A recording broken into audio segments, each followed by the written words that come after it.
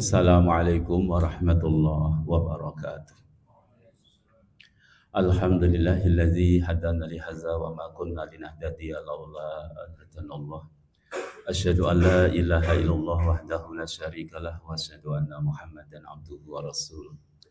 Allahumma salli wa sallim wa barik ala nabiyyina Muhammadin wa azwajihi wa dhurriyyatihi wa ala kulli ashabi ajma'in amma ba'd. Saudaraku jamaah salat zuhur rahimakumullah.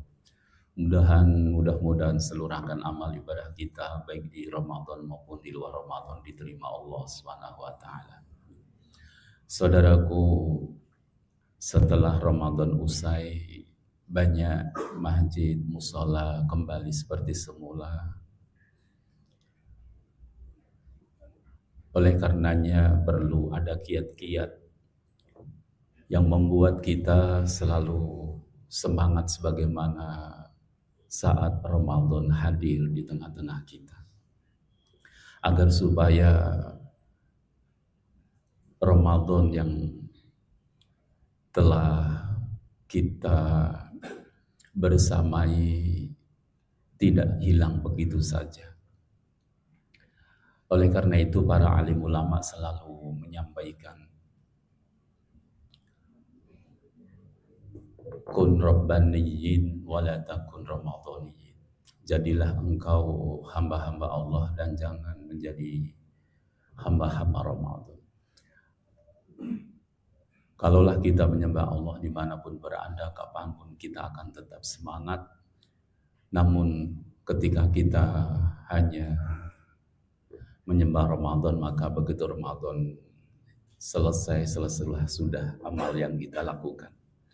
Oleh karena itu saudaraku yang kasih Allah Subhanahu wa taala, yang pertama yang perlu kita lakukan, kita memohon kepada Allah, berdoa kepada Allah dengan sesungguh-sungguhnya. Karena bisa jadi setelah Ramadan itu godaan begitu banyak berhadangan dengan kita. Baik dari kanan, kiri, depan, belakang, godaan selalu mengitari kita bersama. Dan itu perlu kita bersama Allah selalu dengan cara yang pertama adalah berdoa. Ya muqallibal qulub tsabit qalbi ala dinik. Ya Allah yang membolak-bolakan hati, tetapkanlah teguhkan hati kami dalam agama ini. Karena bisa jadi kita hari ini, siang ini sholat berjamaah, bisa jadi nanti sholatnya kita sulit berjamaah, ada rasa malas. Mungkin dengan kesibukan sehingga lepas setelah jamaah asar kita. Mungkin zuhur asar kita bisa berjamaah, mungkin maghrib kita masih di tengah jalan perjalanan, hilang lagi sholat jamaah kita. Mungkin zuhur asar maghrib bisa, tetapi selepas isya kita kecapean, akhirnya hilang juga. Begitu pula sholat subuh dan amalan yang lain seperti baca Al-Quran. Terasa kadang-kadang ketika Ramadan begitu energiknya kita, pagi, siang, sore, malam kita tilawatul Quran, tapi begitu usai Ramadan rasa malas, rasa itu menghampiri kita. Oleh karena itu saudaraku yang kasih Allah, ulama besar di dalam kalangan tabi'in, Hasan al-Basri rahimahumullah, ada doa yang selalu beliau panjatkan. Beliau memanjatkan doa ketika membaca ayat-ayat berkenaan dengan istiqamah. Beliau berdoa, Allahumma anta rabbi urzuqnil istiqamah. Allahumma anta rabbuna warzuqnal istiqamah. Ya Allah, engkaulah Rabbku, dalam arti seolah pasrah diri bahwa kita ini ciptaan Allah, kita ada di genggaman Allah, yang membolak-bolakan hati kita juga Allah. Maka kita mohon pada Allah, warzuqnil istiqamah. Ya Allah, rezekilah kami, anugerahkan pada kami istiqamah di dalam menjalankan agama ini. Saudaraku yang kasih Allah, ketika kita selalu berdoa kepada Allah, jangan lupa amal kita fokusnya bukan banyak atau sedikitnya, tetapi kita berfokus agar supaya amal kita bisa diterima oleh Allah Subhanahu wa taala. Maka Nabiullah Ibrahim alaihissalatu wassalam ketika usai membangun Ka'bah, beliau berdoa, Rabbana taqabbal minna innaka antas samiul alim.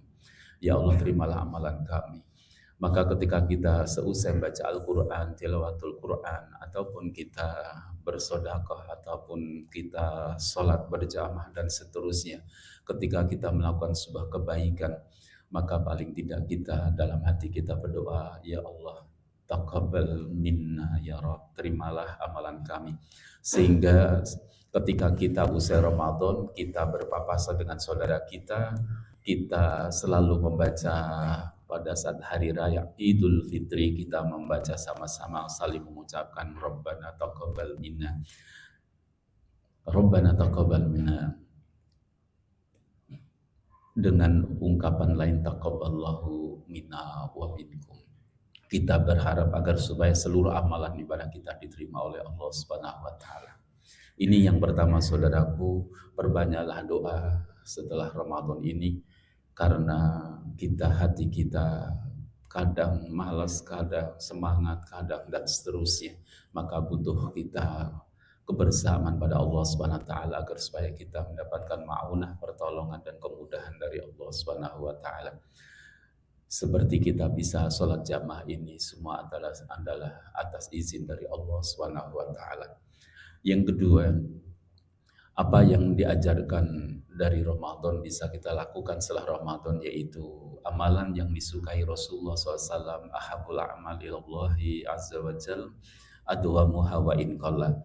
Amal yang dicintai oleh Allah itu konsisten, meskipun itu sedikit, kecil atau sedikit, tetapi dilakukan istiqomah, konsisten, itu salah satu amalan yang dicintai oleh Allah Subhanahu wa taala.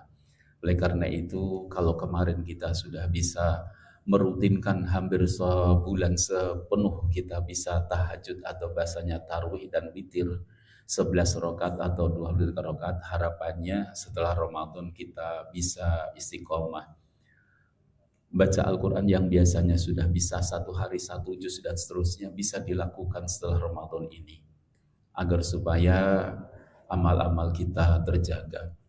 Saudaraku yang kasih Allah Subhanahu wa taala, ini kecil-kecil, langkah-langkah kecil sedikit, tetapi kalau kita lakukan terus-menerus, ini akan berakhir dengan husnul khatimah. Kenapa?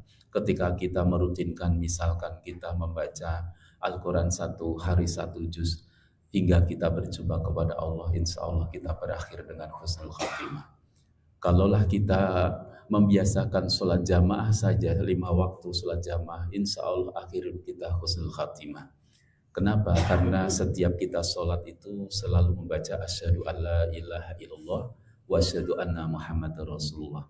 Ketika kita wafat dan penghujung akhir hayat kita mengucapkan 2 kalimat syahadat, man qala la ilaha illallah dakhalat jannah. Kita, siapapun yang mengucapkan di akhir hayatnya kalimat tauhid la ilaha illallah, dipastikan dia ahli surga.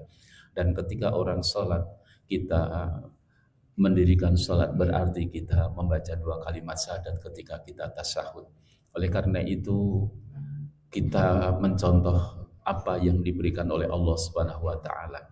Jauh-jauh Nabi kita dari Makkah menuju Masjidil Aqsa, lalu ke Sidratul Muntaha, dan pulang kembali ke dunia ini, Allah memberi sholat 5 waktu. Sholat 5 waktu itu, satu sholat seperti zuhur ini tampaknya sederhana, 10 menit. Nanti asar juga 10 menit, maghrib 10 menit, isya 10 menit, subuh 10 menit. Tapi ketahuilah bahwa Allah sedang mengajari kita, ada hikmah di balik itu. Melakukan itu konsisten, meskipun sedikit, pelan-pelan, 1 hari 5 kali, di breakdown 10 menit, 10 menit, 10 menit, dan 10 menit.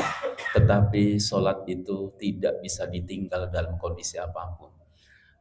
Allah sedang mengajarkan pada kita, hendaklah lakukanlah dengan dawam, yaitu istiqomah atau konsisten dari awal hingga akhir, hingga berjumpa kepada Allah Subhanahu wa taala. Baik dia kondisi sehat maupun sakit, baik dalam kondisi sibuk maupun luang waktu, sholat itu tidak bisa ditinggalkan. Karena sedang diajari bahwa amalan istiqomah walaupun itu hanya 10 menit dan tidak langsung 1 jam sholat itu. Dibagi-bagi 10 menit, zuhur, asar, maghrib, isya, di breakdown pelan-pelan sampai 5 kali 1 hari, pelan-pelan. Tetapi itu dilakukan terus-menerus hingga kita berjumpa kepada Allah Subhanahu wa taala. Inilah adwamuha wa in qalla. Yang ketiga, saudaraku, ketika kita sudah banyak bermunajat pada Allah Subhanahu wa taala, kita melakukan mencoba amalan kita konsisten. Yang bisa membaca Al-Qur'an biasa ba'da subuh, lakukan terus ba'da subuh. Mudah-mudahan di penghujung akhir hayatnya pada saat membaca Al-Qur'an di waktu subuh. Ketika yang biasa sholat malam, mudah-mudahan Allah wafatkan dia pada saat sujud di qiyamul lailnya. Bagi yang biasa sedekah, mudah-mudahan ketika dia memberi hartanya, harta yang terbaik di penghujung akhir hayatnya, dialah yang husnul khatimah. Oleh karena itu, saudaraku, membiasakan amalan walaupun tampaknya kecil, kita belajar dari perintah Allah sholat itu. Yang ketiga, ketika kita sudah benar-benar bermunajat pada Allah, minta istiqomah pada Allah Subhanahu wa taala, lalu kita melakukan hal yang tampaknya di mata manusia kecil, tetapi kita lakukan terus-menerus saja. Kalau kita biasa pulang kerja atau berangkat kerja memeluk istri, peluklah itu. Mudah-mudahan itu semua menggugurkan dosa kita dan membuat rumah tangga kita menjadi sakinah mawaddah rahmah. Apapun yang kita lakukan, tapi terus-menerus, jangan pernah berhenti. Tidak bagus melakukan sesuatu yang besar, tapi langsung sekali dan berhenti. Mending pelan-pelan sedikit, tetapi istiqomah. Yang terakhir, saudaraku, ketika kita melakukan sendiri, pasti rasa malas bosan itu menyelimuti kita. Maka perlu kita masuk sebuah komunitas bersama-sama. Karena kebersamaan itu memudahkan, seperti puasa Ramadan satu Indonesia, puasa semuanya. Ketika berbuka satu, berbuka semuanya. Ketika sahur satu, sahur semuanya. Ini menunjukkan bahwa kita agar supaya melakukan amalan-amalan ibadah kita dalam hal baik dan hubungan kepada Allah dan kepada manusia, kita lakukan dengan bersama-sama. Sebagaimana Allah sampaikan, ya ayyuhallazina amanu ittaqullah wa kunu ma'as-shadiqin. Hendaklah kita berkumpul dengan orang soleh, begitu terjemahan dari Kanjeng Sunan, wong kang soleh kumpulono. Artinya kita masuk sebuah komunitas. Masuk komunitas saja rasa malas itu pasti ada. Seperti kita masuk sebuah komunitas one day one juz, 1 hari 1 juz, ternyata kita disuruh minta ngelis saja kesulitan. Oleh karena itu perlu, daripada kita one day one juz dengan komunitas yang lain, paling tidak dimulai dari kecil atau family. Dari misalkan my family, keluargaku one day one juz. Atau bersambung, yang penting yang di grup itu yang membaca laporan sudah sampai surat apa, ayat berapa, biar terus menerus dalam satu keluarga itu. Biar kesibukan misalnya di kantor, dia membaca surat Al-Baqarah ayat 20, mungkin anaknya yang sedang di sana melihat grupnya, oh bab ayah sampai 20, saya 21, sampai mungkin 40, begitu 40 nanti laporan di grup, nanti istrinya, uminya atau ibunya melihat grupnya, oh anak saya baca sampai ini, kita lanjutin terus. Misalkan tidak bertarget, tetapi setiap hari terus laporan di situ, insya Allah satu keluarga itu bisa menghatamkan Al-Quran. Tidak usah mungkin komunitas dengan yang lain, tetapi memulai dari keluarga kita pun tidak masalah. Saudaraku yang kasih Allah Subhanahu wa taala, mudah-mudahan ketiga hal ini membuat kita lebih semangat bisa menjaga amalan-amalan yang sudah kita lakukan di bulan suci Ramadan, dan seluruh amalan kita diterima oleh Allah Subhanahu wa taala. Subhanakallahumma wa bihamdika asyhadu an la ilaha illa anta astaghfiruka wa atubu ilaik. Assalamualaikum warahmatullahi wabarakatuh.